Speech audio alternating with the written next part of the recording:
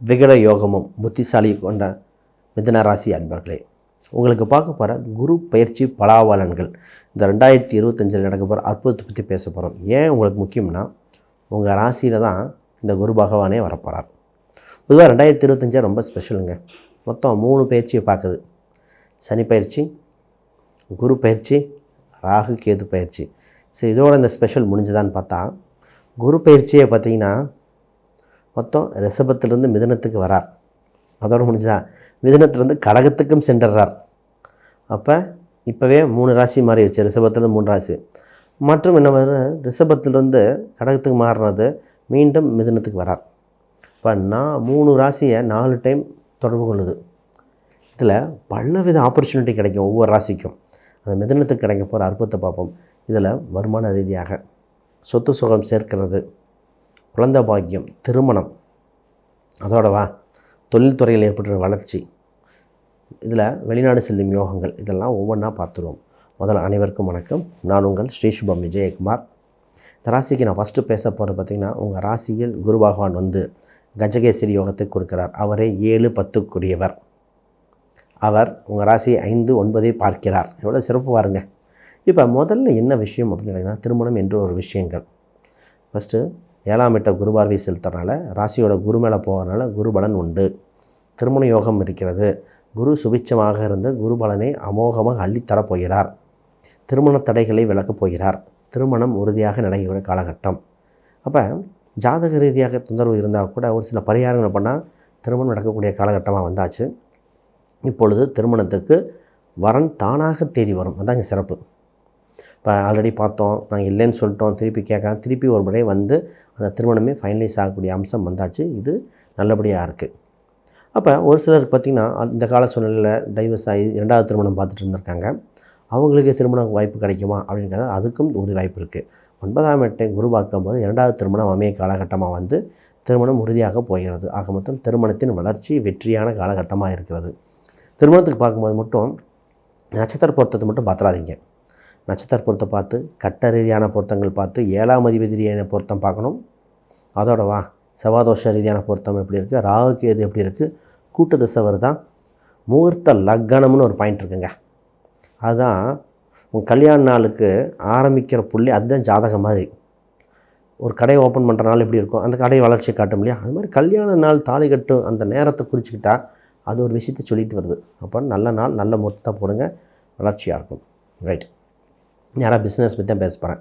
10ஆம் அதிபதி உங்கள் ராசிக்கு வரனால இப்போ தான் நிறைய பேர் பிஸ்னஸ் தொடங்கணும், பிஸ்னஸை டெவலப் பண்ணணும், கூட்டாக பண்ணணும்னு சொல்லி சிந்தனைகள் வருகிற காலகட்டம். அதுக்கு தகுந்த மாதிரியே 9ஆம் அதிபதி வேறு இங்கே இருக்குது. அப்போ பிஸ்னஸ் சம்மந்தப்பட்டதில் வளர்ச்சியாக இருக்கும். பிஸ்னஸ் தைரியமாக தொடங்கலாம். இப்போ கூட்டா தனித்தா, டெம்பரவரி கூட்டா, அப்படி இல்லை இதை தனித்து பண்ணுறதுனா வேறு பக்கம் கடன் வாங்கி பண்ணுறதா, இல்லை கயிறுக்கு ஒரு அடகு வச்சு பண்ணுறதா, இந்த மாதிரி பல கேள்விகள் வரும். அது லக்னம், தசாபுத்தி அந்த அடிப்படை பார்த்து பண்ணணும். ஆக மொத்தம் பிஸ்னஸ் சம்மந்தப்பட்ட வளர்ச்சி உண்டு. புது முயற்சிகள் கைகூடுகிற கால சூழ்நிலை. நீங்கள் வேகமாக விரைவுபடுத்த வேண்டிய காலகட்டம் வந்தாச்சு. இப்போ 8ஆம் அதிபதி ஆன சனி 10ல் இருக்கார். அப்போ இந்த பிஸ்னஸ் சம்மந்தப்பட்ட என்னென்னா, யாரோ ஒருத்தருக்கு அவங்க வேற ஒருத்தரோட பிஸ்னஸை அவங்க வேண்டான்னு விடுற பிஸ்னஸ் உங்களுக்கு கிடைக்கும்.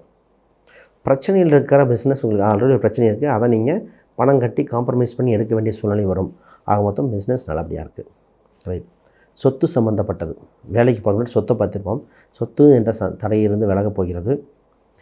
பூர்வீக ரீதியான சொத்துக்கள் உங்களுக்கு இப்போ ஆதாயத்தை கொடுக்க வந்திருக்குது. திடீர்னு இறந்தவங்க சொத்து, பூர்வீக ரீதியான சொத்துக்கள் உங்கள் பேரில் எழுதி கொடுக்க வாய்ப்பு இருக்குது. ஆக மொத்தம் உங்களுக்கு வளர்ச்சியான காலநிலை வந்திருக்கு. சொத்து பார்க்கும்போதே கட்டுறதா, இல்லை வாங்குறதா, இல்லை உயில் சொத்து மாதிரி வருதா, இல்லை இடத்த வாங்கி விற்கலாமா, இந்த மாதிரி சிந்தனை வரும். அதை பார்க்கணும். மாடி வீடா இல்லை கிரவுண்ட் ஃப்ளோரா, இதையும் பார்க்கலாம். எந்த மாடியில் போனால் நல்லாயிருக்கும். இப்போ காரு, வண்டி இது மாதிரி வாங்குறோம். ட்ராவல்ஸ் நடத்துகிறோம்னு வச்சுக்கோங்க. ட்ராவல்ஸ் நடத்தினா எப்படி இருக்கும், நம்மளே இல்லை கார் வச்சுக்கிட்டா எப்படி இருக்கும், இதெல்லாம் புது வண்டியாக, செகண்ட் ஹேண்ட் வண்டி, இத்தனை விஷயங்கள் பார்க்க வேண்டியது இருக்குது. அப்போ ஒரு விஷயத்தை பார்க்க முடியும். இத்தனை டீட்டில் அனலைஸ் பண்ணி எது யோகமாக இருக்கும், எந்த எண்கள் இருக்கும், அது வரைக்கும் பார்த்துட்டு பண்ணுங்கள். ரைட். உங்களுக்கு குலதெய்வம் கோயிலுக்கு குலதெய்வ கோயில் ஃபங்க்ஷன் ஏதோ ஒன்று வரப்போது, குலதெய்வ கோயிலுக்கு போயிட்டு வாங்க, ரொம்ப வளர்ச்சியாக இருக்கும். குரு 5ஆம் வீட்டை பார்க்குது. குலதெய்வம் சம்மந்தப்பட்டதில் ஆரோக்கியம் வளர்த்தியாக இருக்கும். குரு பயிற்சி கொஞ்சம் அதிசாரத்தில் போய் 6ஆம் வீட்டை வர பார்ப்பார். இங்கே தான் முக்கியம். வேலை அப்படின்ற இடத்துல உங்களுக்கு வளர்ச்சி இருக்கும். ஒரு சிலருக்கு வேலை ரைட்டாக போயிருக்கும். சார் வேலை போகிற மாதிரி இருக்குது அப்படின்னு சொல்லி வேலைக்கு போனவங்களுக்கு வேலை கிடைக்கும். வேலையில் மாறுதல்கள் உண்டு. சில காலம் வேலையில் பிரேக் எடுக்க ஆசைப்படுறவங்க பிரேக் எடுத்துகிட்டு அடுத்த படிநிலைக்கு போகக்கூடிய கால சூழ்நிலை இருக்குது. வேலை எடுத்துகிட்டு திருப்பி படிக்க ஆரம்பிக்கக்கூடிய அம்சம் இருக்குது. குறிப்பாக பெண்கள் பார்த்திங்கன்னா குழந்தை பிறப்புக்காக லீவ் எடுக்கிறவங்க, குழந்தை டெலிவரி ஆகிறனால 1 மாதம் 2 மாதம் லீவுக்கு மீண்டும் அதே தொழிலே கிடைக்க வாய்ப்பு உண்டு. மெட்டர்னிட்டி லீவ் அது மாதிரிலாம் ஒரு சிலருக்கு உண்டு. அப்போ குழந்தை பிறப்பு இருக்குதுன்னு அர்த்தம். மருத்துவ முறையில் நிறைய பேருக்கு குழந்தை பிறப்பு இந்த வருஷம். ஏன்னா சில வருடங்களாக குழந்தை இல்லாதவங்களுக்கு மருத்துவ முறையில் குழந்தை பிறப்பு உண்டு. சரி, இப்போ புதுசாக திருமணமானவங்களுக்கு இயற்கையாகவே உண்டு. இது முக்கியமான பாயிண்ட். ஏன்னா மருத்துவம்னு எல்லாத்துக்கும் பொதுவாக எடுத்துக்கூடாது. அப்போ குழந்தை பிறப்பு இயற்கையாகவே வரனால ஏதோ ஒரு வகையில் குழந்தை பிறப்பு உண்டு. குழந்தைக்கு உண்டான சாதகமான சூழ்நிலையை குழந்தைக்கு தாமதப்படுத்த வேண்டாம். இனி வரும் காலகட்டத்தில் இந்த மாதிரி கோல்டன் டைம் கிடைக்க வாய்ப்பில்லை. ஏன்னா இந்த காலத்தில் ராசியை பார்த்து 5, 9, 7 அத்தனை நிலையம் பார்க்கறனால ஒரு வளர்ச்சியான கால சூழ்நிலையாக இருக்குது. இது பயன்படுத்திக்கங்க. குழந்தைகளால் ஆல்ரெடி குழந்தை இருக்குது. குழந்தைகளால் சந்தோஷம் அனுபவிப்பாங்க. குழந்தைகள் வெளிநாடு செல்வது, குழந்தைகளுக்கு உண்டான திருமணத்தை பார்க்கக்கூடிய காலகட்டம் வந்தாச்சு. இப்போ ஒரு வயதானவங்களாக இருக்காங்க. அவங்களுக்கு இந்த குரு பயிற்சி என்ன பண்ண போகுதுன்னா, வயதானவங்களுக்கு குரு பயிற்சிங்க மன சந்தோஷத்தை கொடுக்கக்கூடிய கால சூழ்நிலை.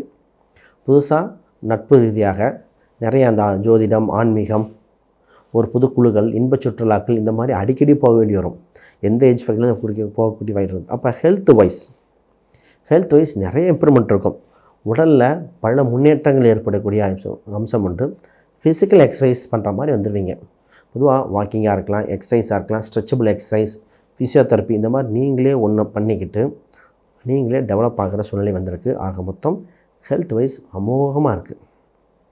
இப்போ ஒரு சிலருக்கு பார்த்திங்கன்னா ரொம்ப நாளாக ஒரு சில கேஸ் சம்மந்தப்பட்டது, பூர்வீக ரீதியாக ஒரு கேஸாக இருக்கலாம், இல்லை ஒரு வம்பு வழக்கல் கேஸாக இருக்கலாம்.